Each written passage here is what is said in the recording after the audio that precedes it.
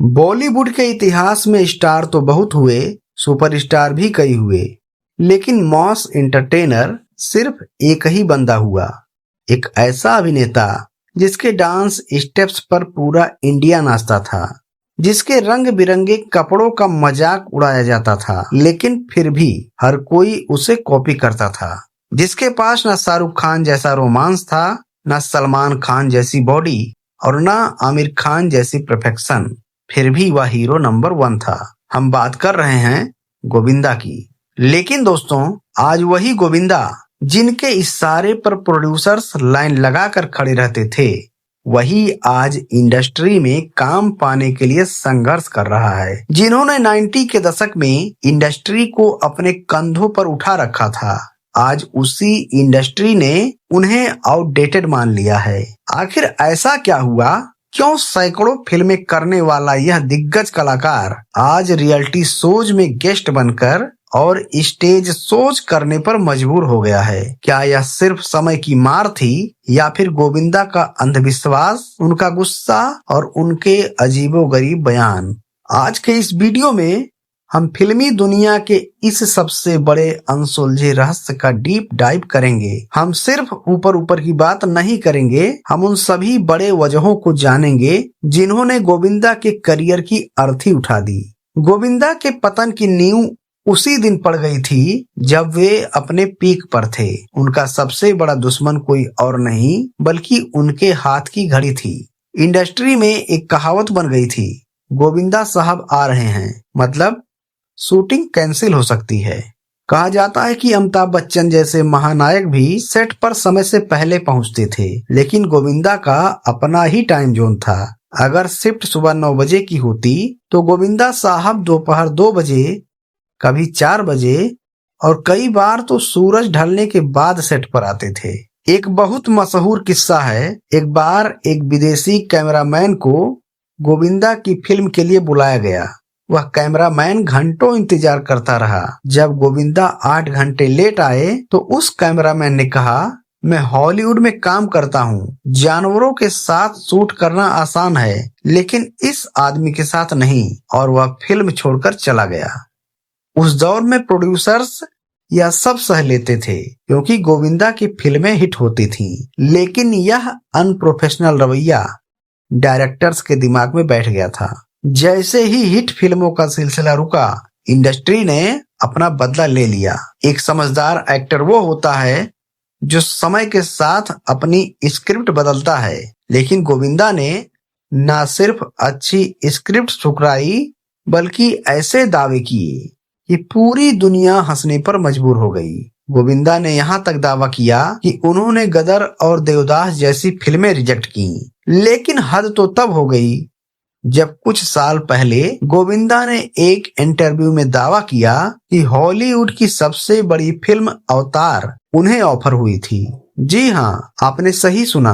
गोविंदा ने कहा कि अवतार मूवी के डायरेक्टर जेम्स कैमरून ने उन्हें लीड रोल ऑफर किया था और कहा था कि बॉडी पर नीला रंग लगाना होगा। गोविंदा ने कहा, मैंने मना कर दिया क्योंकि मैं शरीर पर पेंट नहीं लगा सकता। इतना ही नहीं, उन्होंने यह भी दावा किया कि अवतार नाम भी उन्होंने ही जेम्स कैमरून को सजेस्ट किया था। इस बयान के बाद सोशल मीडिया पर गोविंदा का जबरदस्त मजाक उड़ाया गया। लोगों ने इसे उनका भ्रम कहा। यह घटना दिखाती है कि गोविंदा हकीकत से कितना दूर हो चुके थे। जहां उन्हें अपनी गलतियां माननी चाहिए थी, वो अपनी ही काल्पनिक दुनिया में जी रहे थे। एक पहलू ऐसा भी है जिसके बारे में कम लोग बात करते हैं। गोविंदा का करियर डूबने के पीछे उनके अंधविश्वास का भी बड़ा हाथ था। इंडस्ट्री के इनसाइडर्स बताते हैं कि गोविंदा सेट पर काम कम और पूजा पाठ ज्यादा करने लगे थे। कहा जाता है कि वे शूटिंग के बीच में ही काम रोक देते थे क्योंकि उन्हें लगता था कि दिशा शुभ नहीं है या समय सही नहीं है। वे कोई स्टार्स को भी अपने अंधविश्वास की वजह से कपड़े बदलने या डायलॉग बदलने पर मजबूर करते थे। कई बार तो वे बीमार होने का बहाना बनाकर सेट से चले जाते थे, लेकिन असल में वे किसी बाबा या ज्योतिषी के कहने पर ऐसा करते थे। आज के दौर के डायरेक्टर्स जो लॉजिक और साइंस में विश्वास रखते हैं, उनके लिए ऐसे माहौल में काम करना नामुमकिन था। उनका यह व्यवहार उन्हें ओल्ड स्कूल और मुश्किल एक्टर साबित कर रहा था। इस दौरान बॉलीवुड पूरी तरह बदल गया। धूम, रंग दे बसंती और ओमकारा जैसी फिल्में बन रही थीं। जब गोविंदा 2008-9 में कमबैक किए तो उन्हें एहसास हुआ कि उनकी कॉमेडी फिल्मी सीट पर अब अक्षय कुमार और रितेश देशमुख जैसे एक्टर्स का कब्जा हो चुका है। गोविंदा की इमेज हमेशा एक हंसमुख और जमीन से जुड़े इंसान की थी, लेकिन एक बार एक घटना ने इस इमेज को काफी नुकसान पहुंचाया। अपनी फिल्म मनी है तो हनी है की शूटिंग के दौरान गोविंदा ने एक फैन को सबके सामने जोरदार थप्पड़ मार दिया। गोविंदा ने कहा कि वो फैन बदतमीजी कर रहा था, लेकिन यह मामला सुप्रीम कोर्ट तक पहुंचा। गोविंदा ने माफी मांगने से इनकार कर दिया, जिससे उनका ईगो साफ दिखाई दिया। लेकिन सालों बाद कोर्ट के ऑर्डर पर उन्हें आखिर माफी मांगनी पड़ी और जुर्माना देना पड़ा। कहते हैं डूबता हुआ आदमी तिनके का सहारा लेता है। गोविंदा ने भी यही किया। जब किसी ने उन्हें फिल्म नहीं दी तो उन्होंने खुद अपनी फिल्म प्रोड्यूस की। आ गया हीरो 2017 में उन्होंने स्क्रिप्ट लिखी, प्रोड्यूस किया और एक्टिंग भी खुद किया। लेकिन यह फिल्म एक आपदा साबित हुई। यह फिल्म देखने में ऐसी लगती थी जैसे 90 के दशक की कोई रिजेक्टेड फिल्म हो।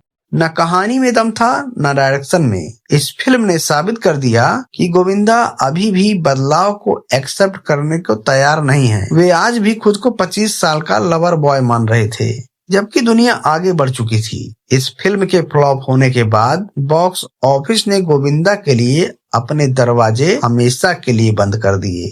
दोस्तों, गोविंदा आज भी एक्टिंग के पावर हाउस हैं। अगर वे अपना ईगो छोड़कर अमिताभ बच्चन की तरह अपनी उम्र के हिसाब से किरदार चुने तो शायद वे आज भी स्क्रीन पर आग लगा सकते हैं। ओटीटी की दुनिया उनका इंतजार कर रही है, लेकिन सवाल वही है, क्या गोविंदा बदलने को तैयार हैं? गोविंदा के बारे में आपकी क्या राय है? क्या उन्हें वेब सीरीज में विलन या पिता के रोल करने चाहिए, या उन्हें अपनी पुरानी इमेज पर ही कायम रहना चाहिए? नीचे कमेंट करके हमें जरूर बताएं। तो अगर आपको ये वीडियो अच्छी लगी हो तो लाइक बटन जरूर दबाएं और हमारे चैनल को सब्सक्राइब करना ना भूलें।